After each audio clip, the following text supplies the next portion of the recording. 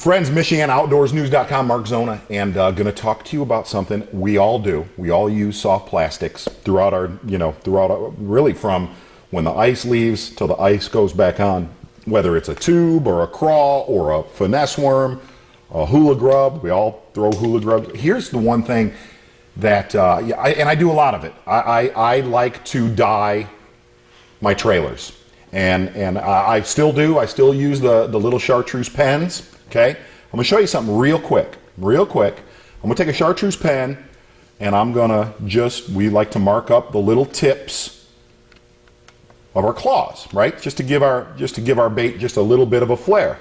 You see right there, can kind of make that out, and it works good. You can see it when you lay it down in the water. You're like, oh, there's a little chartreuse on there and stuff like that.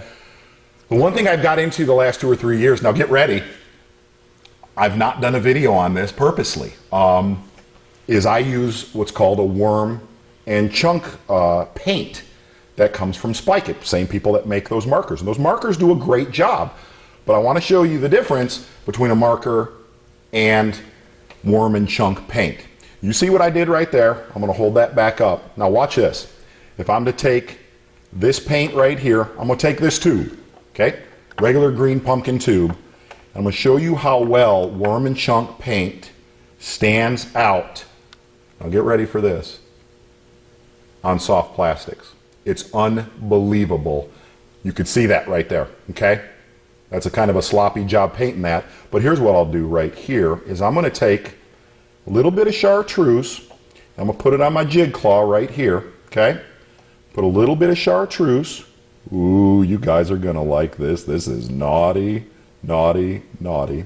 And then I'm going to take, just to show you the other color I use a lot, is I use a blaze orange a lot throughout the year. Some of our crawdads have orange in them.